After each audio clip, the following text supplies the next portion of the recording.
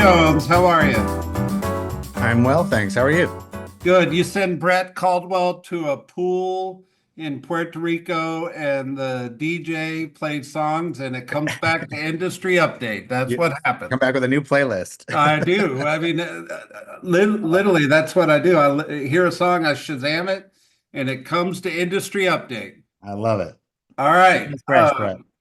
We got a lot to talk about, but interesting week, and I wanted to they can still see you, Corey. That's fine. All right. Holiday weekend this weekend. I Yeah, always get the question, Mark, do I list before the holiday weekend or should we wait until after the holiday weekend? And right. it doesn't matter what holiday, I always get this question. Yeah, What's your thoughts? I think it's a complete crapshoot. I mean, Yeah. I've always told people is there's not a lot of people out on holiday weekends, but if there's someone out, they're serious. Yeah. So, is it worth delaying is the question. Yeah, I think it's exactly that, Mark. Like, I think the demand of buyers will probably be less on a holiday weekend, Right. but the increase of serious buyers will be there.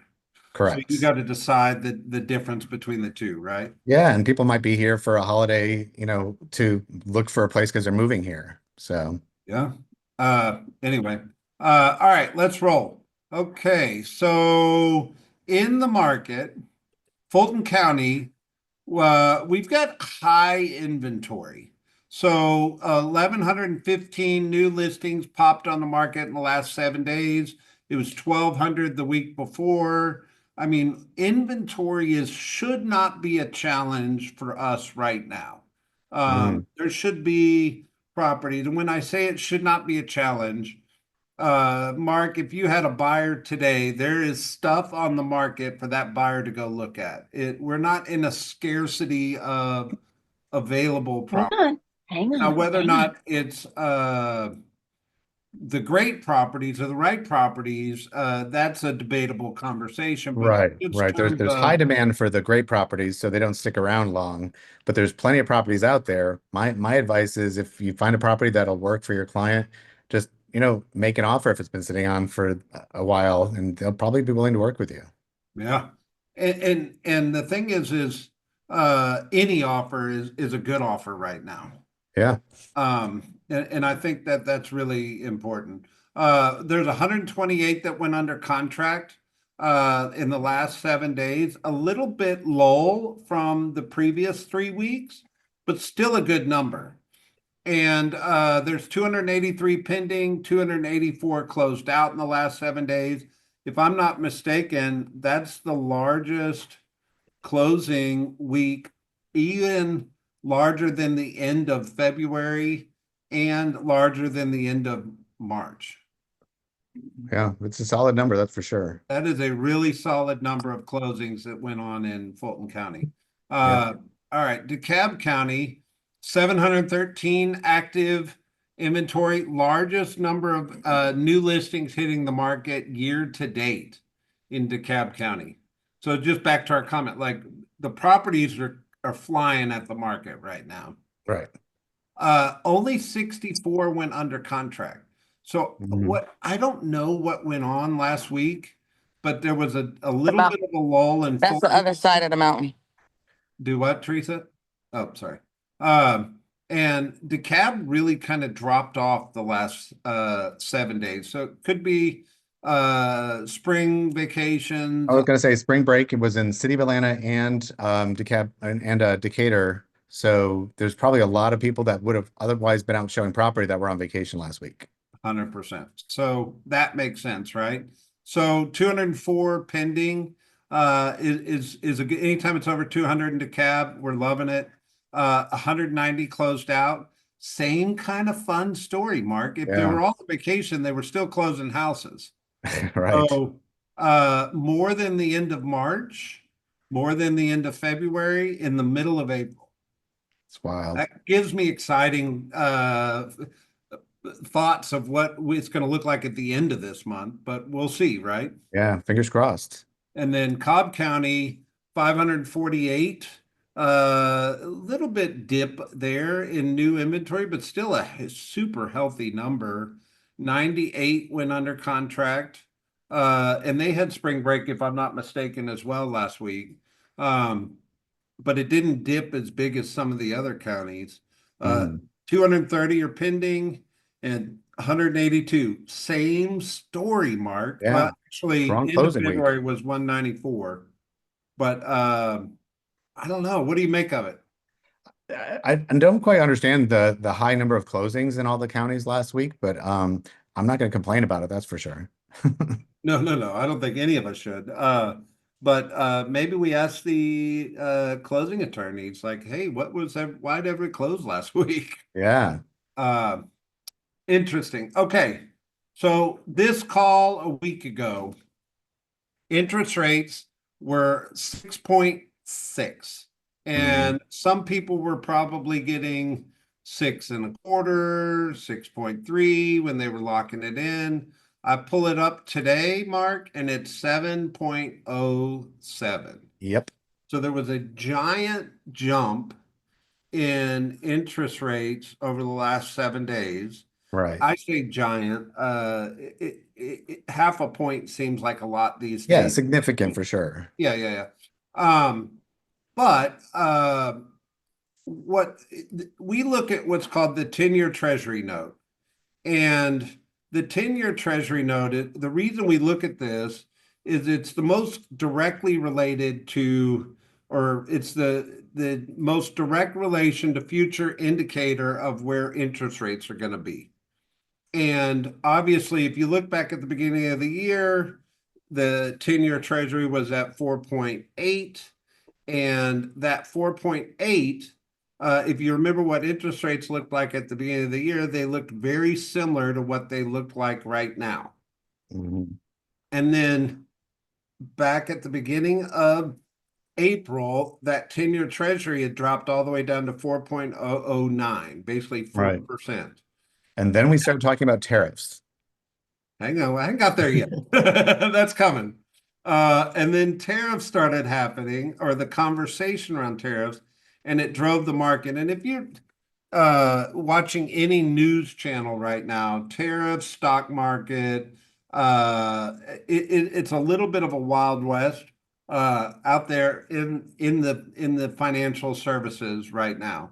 However, there was a pause put on those tariffs for 90 days, and Right. this treasury note started coming down. Hmm. So if that holds true, we can expect the rate to maybe come down a little bit, Right. depending on what this 10-year treasury continues to do. So it looks like I'm watching it in live time here. It's creeping down right now. So uh, we'll see, right? Yep. But Mark, I Googled this morning. I probably should have gone to ChatGPT, but I went old school and Googled. I said, what's pushing on the treasury notes right now? And it says several factors are currently impacting treasury notes. Recent news events, such as Trump's tariff announcements and the potential for a Fed rate cut, have led to fluctuations in yields. Additionally, congressional actions regarding the debt ceiling and the Treasury's extraordinary measures to maintain operations can also affect the market. So I think every real estate agent needs to be prepared. And this is what I think they need to be prepared for. And Mark, I'm going to kick it to you. Um, Whether it was inflation a year ago or what's going to happen to interest rates, the American consumer, even the international consumers that are buying and selling real estate are going to ask you a question. Hey, what does the tariffs mean for me in terms of buying and selling real estate?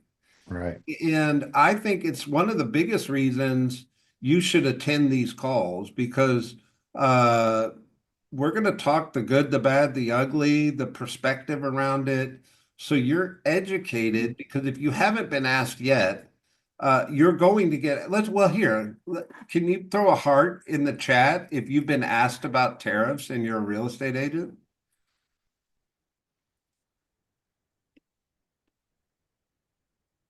One heart. Okay, maybe I'm crazy. Okay, there we go. I figured more were coming.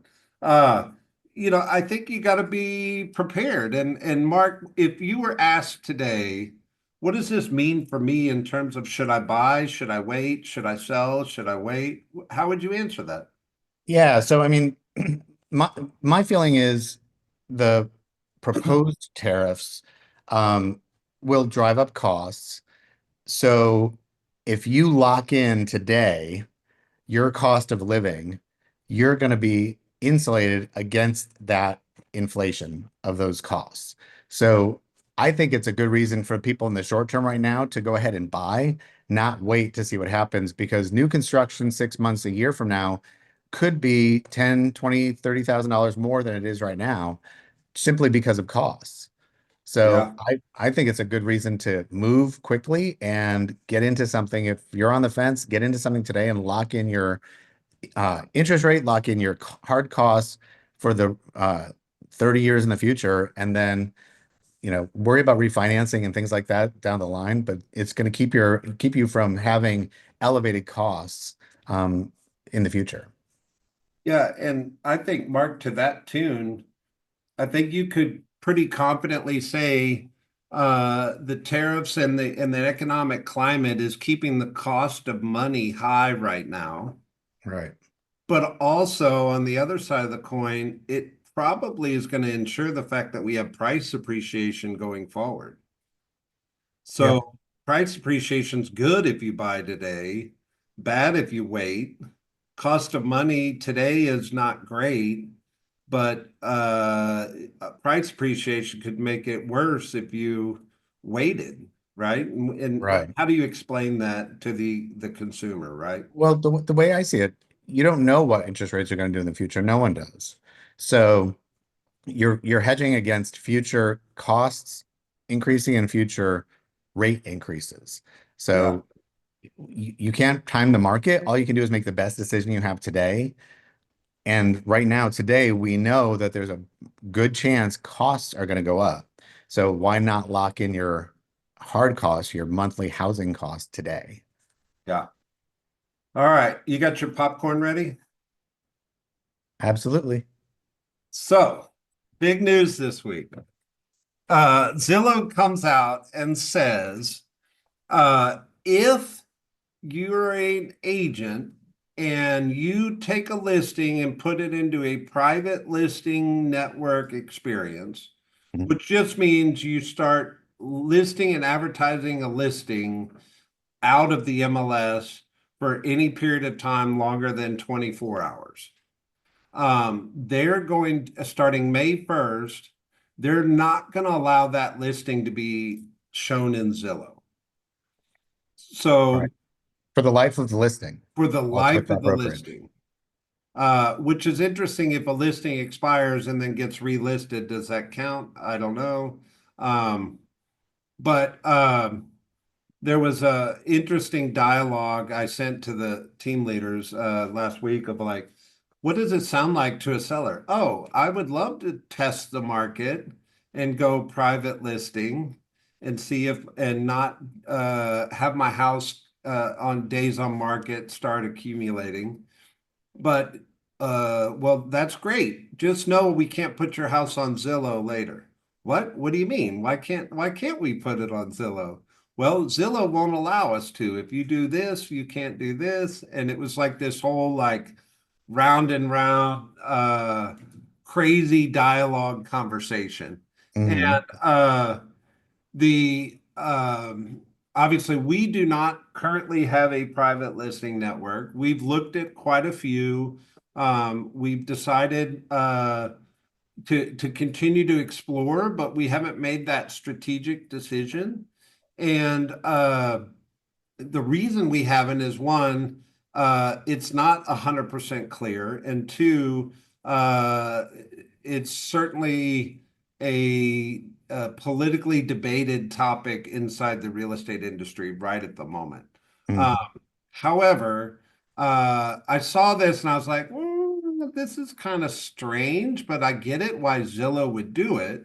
Hmm. Then I got this email, Martin, and this email was crazy.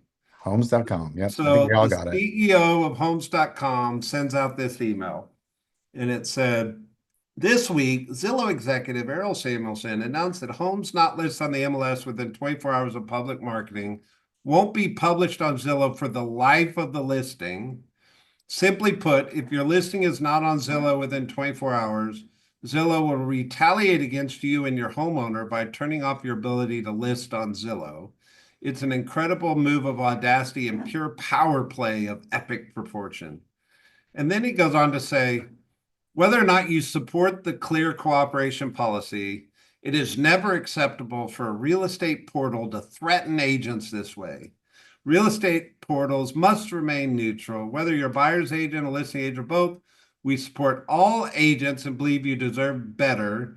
And we believe every real estate professional deserves to be treated with fairness and respect, never bullied by a tech platform looking to control an industry. And then you go to the very bottom and he puts this in here.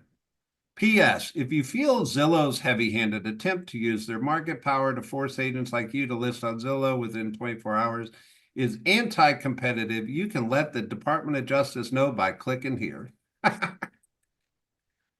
Mark, I hope you had your popcorn because it's getting It is crazy. very interesting. What are your thoughts on all this?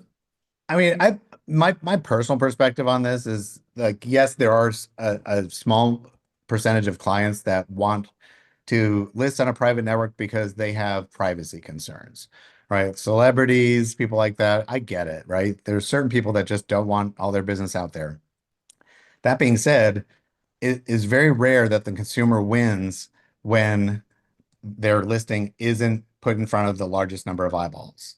So I personally think that it's a slippery slope and it's going to lead to fair housing issues and all sorts of problems by having these private listing networks. So I'm kind of glad that NAR and Zillow did what they did. Homes.com, you have to remember, is also a competitor to Zillow, Of and they're course. seeing this as an opportunity to scoop business away from them by positioning themselves as more friendly to agents. But here's the fundamental difference. Some people would argue this, but homes.com is not that great of a lead source portal. Right. And They want to be, though. do what? They want to be. They would love to be. And what I also find interesting, homes.com is owned by CoStar. And CoStar has also been accused of looking to control the industry. Hmm. Um, and they certainly control the commercial industry by far. Right. And I just find the whole thing rather interesting because um, clear cooperation, the NAR policy is 100% being attacked right now. Right. That attack is being led by Compass, and there's other people that do follow suit that believe in that.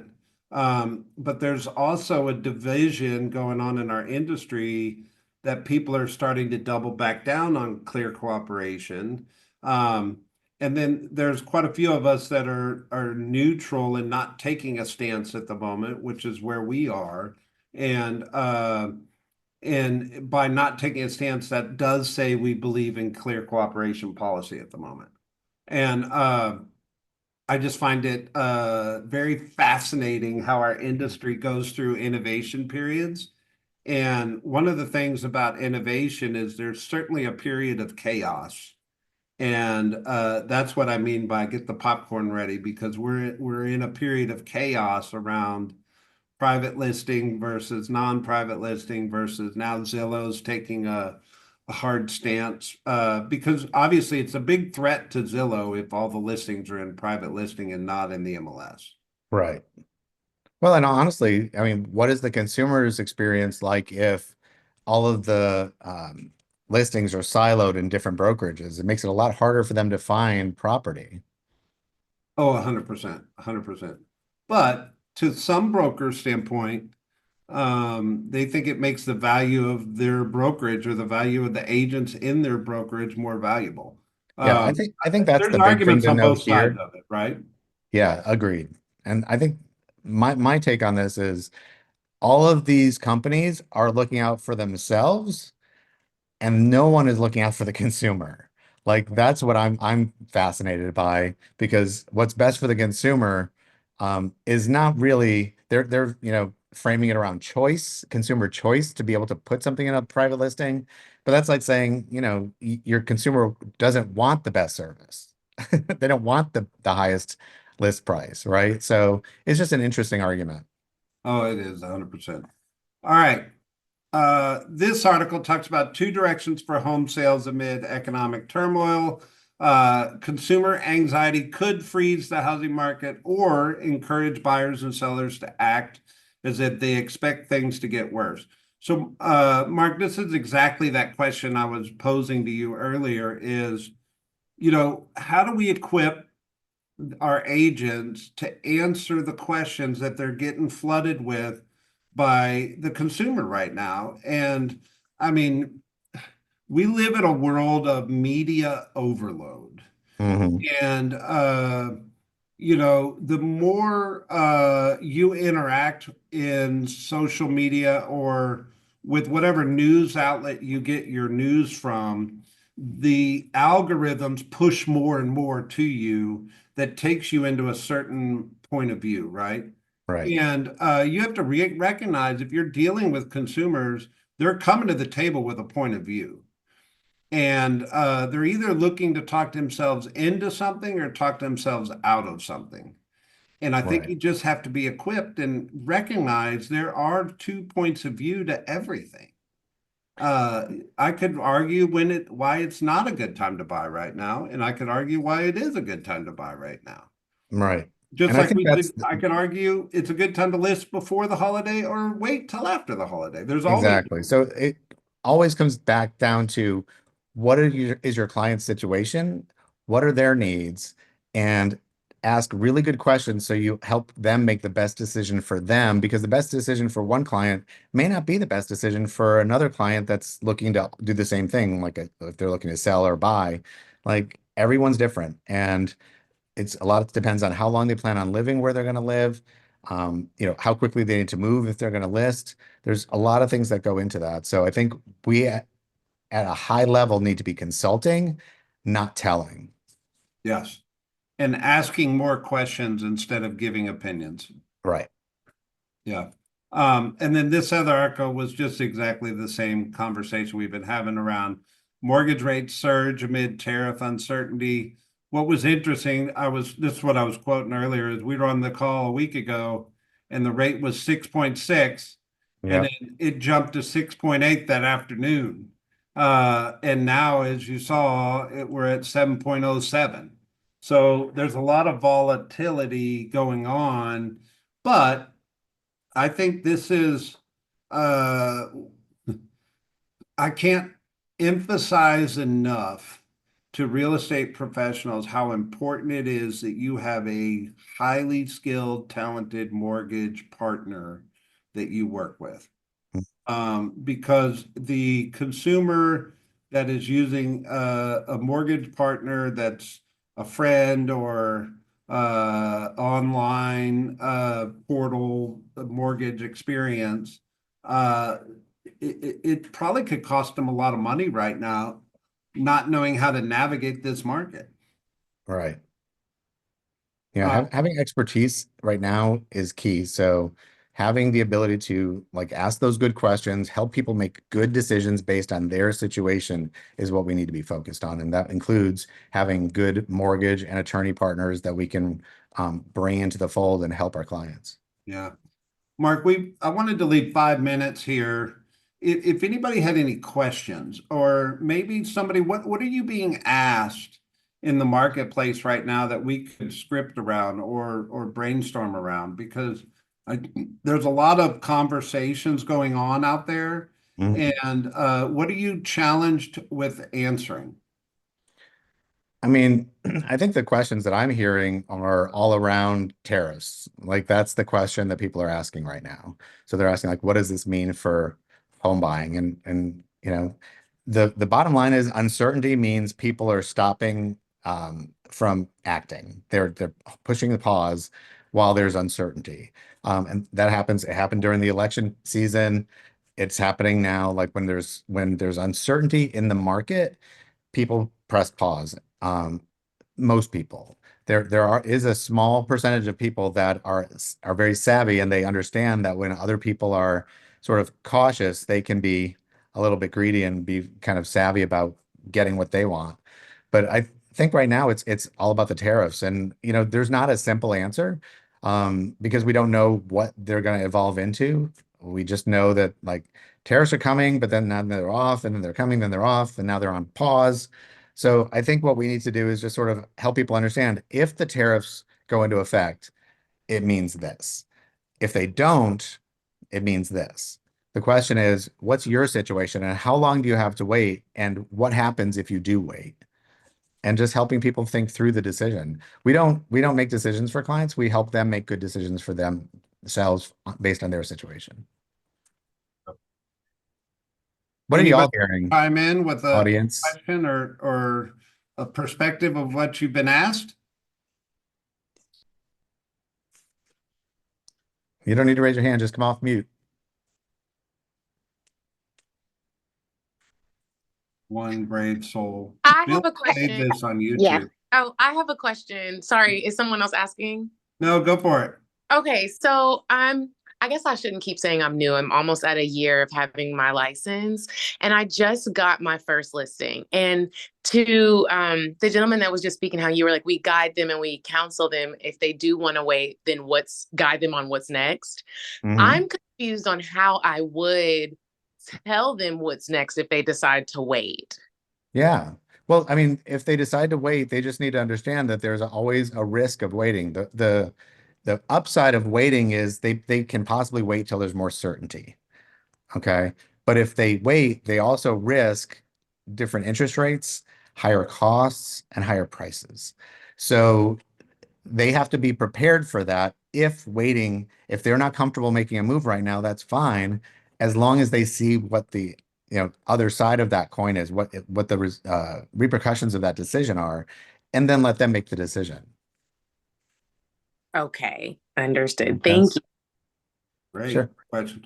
And we don't always introduce everybody, but that's Mark Jones, our team leader in town, just FYI. Thanks, Mark. You're welcome. You Charlene, got you it. have a question? Yes. So I have a client, actually two clients, looking at new construction. And so with tariffs, the question I'm getting is, will there be a higher cost of supplies? Should I Great wait? question. What's going to be the impact on homes that are under constructions? Or even someone asked me, if the neighborhood is new, under construction, and tariffs go up, can the builder walk away? And I'm stuck in a neighborhood with 4 houses built. I mean, I don't. that's always a risk when you buy in a large subdivision like that. There's always a risk that that builder could go under financially, that they could stop building for whatever reason. So it's always a little bit of a leap of faith, which is why when you buy one of those big subdivisions, you want to make sure you're buying with a builder that's reputable, that has a track record, the DR Hortons of the world, right? So I think the short term, if a house is already under construction, and it's pretty far along, the chances of the price of it being adjusted are pretty slim. But if that house is just in framing right now, there's a good chance that the goods that are needed to finish that house are going to cost more, and which they may make the builder raise those prices. So the sooner you lock in, the sooner you're into the current pricing and the current incentives. The National Association of Home Builders put out a thing a couple weeks ago, just based on Mexico and Canada tariffs. It would cost approximately $10,000 to $12,000 a house more, just in material costs. So, and primarily in sheetrock. So, because a lot of the gypsum that they use in sheetrock comes from Canada. So we already know that like just those two would cause a $10,000 increase in prices. So imagine if But Mark, everything that goes into a house goes up. yeah, which is interesting, because if I bought a new construction today, to buy the same house a year from now, what they're saying is it's probably going to have a $10,000 higher cost. Right. Well, Not that adjusting builder's for going to, prices. Do in the what? market. Not adjusting for prices in the market, Yeah. that's just cost. And you know the builder's going to pass that on to the consumer. Mhm. But if I bought the house today, back to my earlier comment, it probably means that I'm going to get price appreciation just because of it. Because now my Right. similar comparable house is going to sell for a higher price a year from now when they sell it.